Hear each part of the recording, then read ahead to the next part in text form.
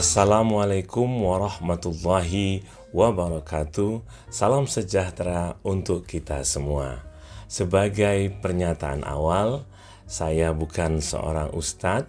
Anggaplah semua yang saya sampaikan sebagai sharing atau berbagi informasi, berbagi pendapat. Nah, pemirsa yang baik hati, Allah Subhanahu wa Ta'ala melarang manusia dan terutama kita umat Islam untuk melakukan tindakan zolim dalam hal apapun dan dalam kadar sekecil apapun. Intinya jangan zolim, ya, yaitu merugikan orang lain atau pihak lain. Jangan menghalangi orang lain melakukan atau mewujudkan hak dan kewajiban masing-masing.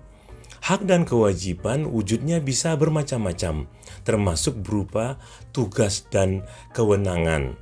Nah, soal zolim ini Allah banyak menyatakannya dalam Al-Quran. Di antaranya izin saya bacakan di sini. Ada dalam surat Yunus ayat 44. Saya menggunakan Quran, Syamil Quran, ya. A'udzubillahi minasyaitonirrajim. Innallaha la yazlimun nasa syai'aw walakinnan nasa anfusahum yazlimun. Artinya, sesungguhnya Allah tidak menzolimi manusia sedikit pun, tetapi manusia itulah yang menzolimi dirinya sendiri. Nah, berikutnya ada lagi saya kutip dari Al-Quran di surat Al-Isra ayat 81, ya.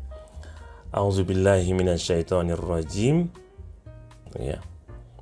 Wa qul ja'al haqqu wa zahaqal batilu innal batila kana zahuqa. Artinya, dan katakanlah kebenaran telah datang dan yang batil telah lenyap. Sungguh yang batil itu pasti lenyap, ya. Shadaqallahul azim. Dari ayat-ayat tersebut, ya, kita pahami bahwa Allah tidak menyukai perbuatan yang batil, yang zolim, dan pasti akan lenyap. Dan dalam hal ini juga Allah menegaskan bahwa Dia tidak zolim kepada manusia sedikit pun. Dalam arti tidak mengurangi sedikit pun pahala kebaikan seseorang, dan juga tidak mengurangi sedikit pun keburukan atau dosa seseorang. Jadi apa adanya. Nah, pemirsa, terkait dengan hak angket yang sedang heboh nih, ya. Dalam kesempatan ini ingin saya menyampaikan pendapat. Terkait hak angket DPR, maka siapapun tidak boleh menghalanginya. Kenapa? Karena itu merupakan hak anggota DPR. Bukan hak Anda, bukan hak saya juga. Dengan melaksanakan hak angket, berarti para anggota DPR menjalankan tugas mereka. Selama ini, ya, banyak yang mengeluh atas kinerja para anggota DPR dalam berbagai bidang, terutama dalam mengawasi dan menilai jalannya pemerintahan. Nah, bagaimana dengan pihak-pihak yang pro pemerintahan Jokowi dan sedang mengajak nih publik di berbagai platform media sosial untuk menolak, ya, hak angket? Bagaimana cara menolaknya? Ya, saya belum lihat, tetapi saya juga sudah menonton beberapa di YouTube Short. Mungkin Anda juga sudah, ya. Nah, sebagai masyarakat yang berakal, kita bisalah dengan mudah memahami hak angket DPR tentulah dijamin oleh undang-undang. Anda mungkin tahu juga Undang-Undang MD3, ya, dan pada pasal 199 ada diatur, ya, syaratnya, yaitu harus diusulkan oleh paling sedikit 25 anggota DPR, dan dalam hal ini harus meliputi minimal 2 fraksi di DPR. Nah, sebenarnya hak angket ini tujuannya adalah ya DPR melakukan penyelidikan terhadap pelaksanaan suatu undang-undang atau kebijakan pemerintah yang berkaitan dengan hal yang penting, strategis dan berdampak luas pada kehidupan masyarakat, berbangsa dan bernegara, yang ya katakanlah dalam ini diduga bertentangan dengan peraturan perundang-undangan yang ada. Kita semua yang mengaku paham demokrasi dan cinta NKRI harus mendukung pelaksanaan pemilu yang berintegritas, pemilu yang jujur dan adil bagi semua pihak. Ya, jika kita menolak hak angket, kita sebenarnya secara tidak langsung melanggar hukum, ya, karena merecoki, mengganggu dan menghalangi pelaksanaan undang-undang. Lagi pula ini, Jokowi dan Paslon 02 mengaku tidak melakukan kecurangan sama sekali. Mereka menolak tegas penggunaan kata kecurangan di media-media, ya. Bahkan mereka sudah balik menuduh kubu Paslon 01 dan 03 stres, gila, dan lain-lain karena tidak mau menerima atau mengakui kekalahan. Bahkan ada seorang pengamat di TV, ya, kalau tidak salah namanya Adi Prayitno, bukan tim sukses seperti M. Kodari, menyuruh pihak yang kalah yaitu 01 dan 03 untuk menangis sejadi-jadinya. Ya, padahal baru beberapa hari selesai pencoblosan waktu itu dan perhitungan resmi KPU pun belum dimulai. Lalu kenapa harus menyuruh menangis? Manfaatnya apa? Ini model pengamat yang tak bermanfaat, saya pikir. Nah, pepatah mengatakan, ya, berani karena benar, takut karena salah. Orang yang yakin benar tidak akan takut diselidiki, diperiksa. Dan yang lebih penting, orang yang merasa benar tidak akan menghalangi proses pemeriksaan itu sendiri. Lalu apa yang bisa kita harapkan dengan pelaksanaan atau dilaksanakannya hak angket DPR? Mencari kebenaran atas berbagai hal yang dituduhkan. Apa tuduhannya? Pemilu 2024 dianggap curang. Oleh siapa? Oleh pihak yang punya legal standing, yang terkait langsung, yaitu kubu Paslon 01 dan 03 serta parpol pendukung mereka.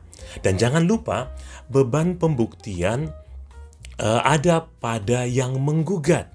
Artinya, penggugat harus membawa dan menunjukkan bukti-bukti, ya, yang kuat, relevan, valid, ya, agar kecurangan TSM, istilahnya begitu, terstruktur, sistematis dan masif terbukti, ya, di sidang dewan maupun di sidang mahkamah kalau mengadukannya di Mahkamah Konstitusi. Nah, pihak yang digugat dalam hal ini saya pikir, ya, katakanlah Pak Presiden Jokowi, Prabowo Gibran, KPU dan pihak-pihak lainnya, ya, yang terkait, ya, silakan santai saja, nggak perlu membuktikan apapun, tetap semangat untuk membantah kalau disebut curang sambil menikmati kemenangan 58% itu.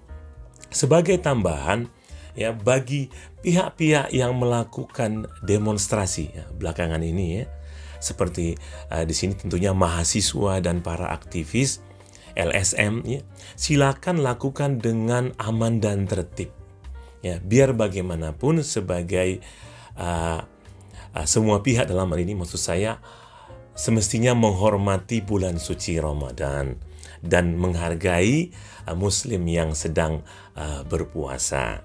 Baiklah pemirsa, sebagai kesimpulan akhir, ya, saya memahami kondisi pasca Pilpres ini, ya, kurang lebih sebagai berikut, ya.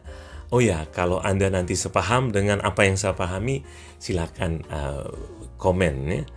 Yang pertama, ya, semua pelanggaran pemilu yang dilaporkan atau diadukan ke Bawaslu maupun ke DKPP tidak akan membatalkan hasil perolehan suara paslon 02 yang menang ya.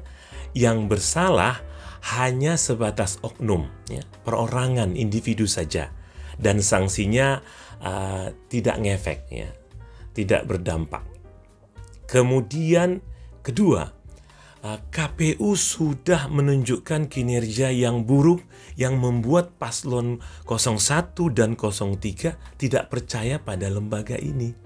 Karena itulah mereka berniat menempuh keadilan di DPR dan MK. Yang jelas memang lebih powerful daripada Bawaslu dan DKPP. Berbeda dengan sidang MK, hak angket DPR bahkan sifatnya adalah aktif melakukan penyelidikan, termasuk soal server Sirekap ya, yang membuat kita heboh ya. Banyak pihak ya, masyarakat umum seperti saya dan juga para ahli IT. Tiga, kubu paslon 01 dan 03 tampaknya sudah meyakini bahwa formulir C1 bukanlah inti atau titik kekalahan mereka.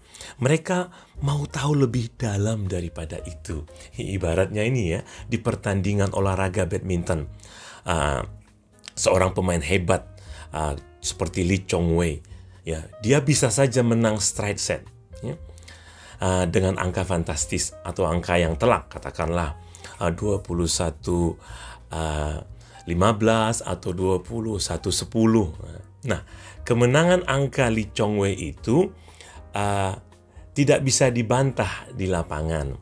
Tetapi berikutnya hanya bisa dibatalkan jika ya, dalam pemeriksaan urin nantinya setelah pertandingan usai, dia ternyata memakai doping, ya, obat-obatan penambah performa atlet yang mau bertanding. Nah, tentu saja ya, doping dalam olahraga badminton berbeda dengan doping dalam pilpres. Doping dalam pilpres adalah ya uang, bansos sembako, jabatan, perintah atasan, dan lain-lain yang ujung-ujungnya bernilai rupiah. Dan ini semua menjadi tanda tanya sekaligus dugaan di mata publik. Terima kasih sudah menonton. Mohon maaf atas kata yang salah. Sampai jumpa. Wassalamualaikum warahmatullahi wabarakatuh.